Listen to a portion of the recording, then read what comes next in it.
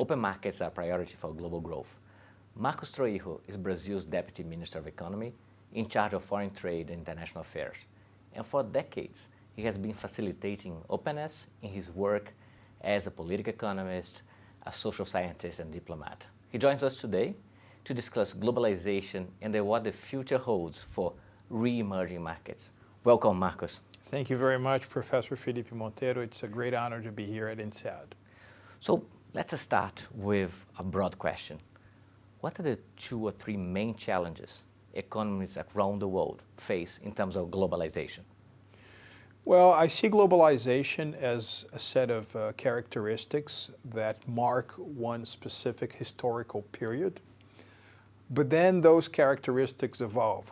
So, for example, when the Berlin Wall came down, I think it would be fair to say that there was a sort of notion of the triumph of the West.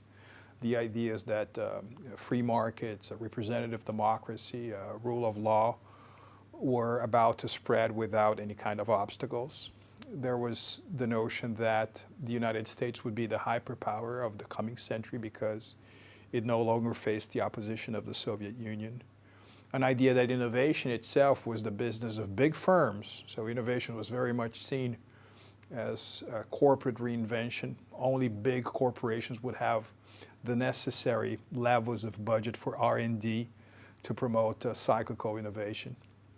And the world seemed to be rearranging its borderlines according to regional integration. Think of the European Union, think of NAFTA, think of Mercosur. So this kind of globalization that we lived, if you want to establish, say, chronological references from either the fall of the Berlin Wall in 1989 or the dismantling of the Soviet Union in 1991, all the way to the fall of Lehman Brothers in 2008, that was a period of deep globalization, or hyper-globalization, as some call it. Then from 2008 all the way to today, I think we are living a different ecosystem in terms of globalization, so to speak. So there is a big question mark in some countries as per the superiority of values such as representative democracy, even free markets. There is a notion of innovation that is also related to the possibility of putting together seed money, the right technological atmosphere, a very strong entrepreneurial sentiment that leads to startup innovation. So it's a different kind of innovation that adds up to the corporate reinvention that you saw in deep globalization. And unlike the automaticism of regional integration as a stopover towards deeper globalization, we have many countries questioning whether they should remain part of such exercise. And I think the most notable case is that of the United Kingdom deciding to leave the European Union. So we have moved in terms of the shape of globalization from deep globalization to the risk of deglobalization, where we are today. If I were to make some sort of prediction, I think we're going to be with deglobalization for not such a long time. We are going to enter into a phase of re-globalization. And re-globalization will be very much the result of the interaction of 4 very important drivers. One, of course, is the fact that there is a rivalry, there is a competition between the 2 economic superpowers, the United States and China. So you see that in trade, but you see that in other areas as well, such as technological competition.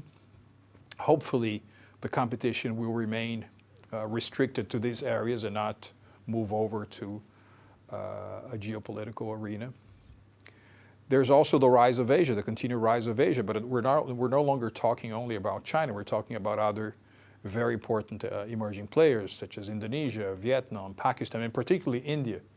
It's very important to highlight that for the past 4 years, India has outgrown China in GDP percentage terms. There's also a very important element as a result also of this impressive rise of Asia, which is probably this year, Felipe, the so-called G7, the most advanced traditional manufacturing economies, will be overtaken by the E7, the most important emerging markets of the world. the E7 will have a bigger share of global GDP than the traditional G7. And obviously the fourth very important driver of this new phase of globalization is that we are going to be living a new age of talent. Klaus Schwab, the founder and president of the World Economic Forum, even goes as far as to say that the current economic system should not be called capitalism because capital is no longer the most important factor of production. It is talent. So talent is as important to the fourth industrial revolution or to the economy 4.0 as, say, the steam engine was central to the first industrial revolution back in the in the early 19th century, late 18th century. So these are pretty much, I think, the vectors and the structure within which countries will have to devise what are the best policies and the best strategy in order to be competitive in the new kind of game we're playing. Excellent. You provide a very insightful view on what countries are facing. If you were to give an advice to the CEO of a large multinational, given that scenario that you painted, what would that be? Well, it's very important to pay attention at least to three aspects. One, it has to do with the redefinition of a notion that we've grown used to, which is global supply chains of global value chains. It is true that global value chains are still of paramount importance, but perhaps the phenomenon that we're seeing is the rerouting of global value chains. So it's not the traditional lower cost alternative that would make for the critical argument of where to locate your production, but a combination of cost and talent. So in this, CEOs have to be very mindful of this combination between cost and talent so that they can reroute their global value chains in the most efficient manner. The second is, yes, there is a trend towards protectionism in the world today. Even countries that have championed free markets in the past have come up with very stringent local content policies. But this brings about loss of efficiency. And I think Brazil is a classic case of how a closed economy does not perform well. All the way to 1975, more or less, so therefore 3/4 of the 20th century, Brazil was the country in the world to grow the most. But then it decided to close into itself. It has a very little percentage of its GDP represented by the sum of exports and imports. Therefore, it was hiding away from globalization. And the end result is that Brazil's economy has been stagnated for nearly 40 years. And then the third element that CEOs have to pay attention to is that it's true that when you have such challenging global environment, the good examples stand out. It's what I like to call the great differentiation. For example, in the present scenario, Brazil is doing the right thing. It's opening up, it's further integrating its economy to the rest of the world. It's privatizing. It's very dynamic in terms of concessions, especially when it comes to infrastructure investment. It's bringing down the relative role of government in the economy. So pay attention to the good examples that stand out, particularly in times of very challenging, challenging global scenario that we have at present. You mentioned about the EU-Mercosur. You were directly involved with it. You were probably the main negotiator from Brazil in those discussions. What did you learn? Well, one of the things I've learned was that I'm going to answer by telling you something that happened right after we concluded the agreement, is that people came to me in Brazil and said, oh my God, Marcos, congratulations on the EU-Mercosur deal. So what is the next one? Is it going to be with the US? Is it going to be Japan? Is it going to be South Korea? So what's the next big agreement? And I like to say, well, the next big agreement has to be Brazil's agreement with itself, right? Because by moving away some of the obstacles to business, to entrepreneurship, to the ease of doing business, this would represent much more in terms of productivity gains for Brazil than any other international agreement it may reach. There is something called the Mexican paradox, because after NAFTA, Mexico was able to reach about 4 dozen agreements with either other countries or other economic blocs. And still, the expectation around Mexico's GDP per capita was not fully satisfied. It's much better than it could be, but on the other hand, Mexico now could be experiencing an income per capita level at say, that would be akin to what you would see in Mediterranean Europe, and unfortunately it's still very close to the Latin American average. And this is because if you reach an international agreement like the one we've concluded with the European Union, but you don't reform domestically, then it's like having only 50% of the power that you would need to get to where you want to be. So it has to be seen as a game of mirrors, a positive game of mirrors. So because you're part of an international agreement, then you have further incentives to reform domestically, to upgrade your institutions. And because you're upgrading your institutions, then you can be more of a player in this arena of the 21st century trade, which more and more has to do with standards.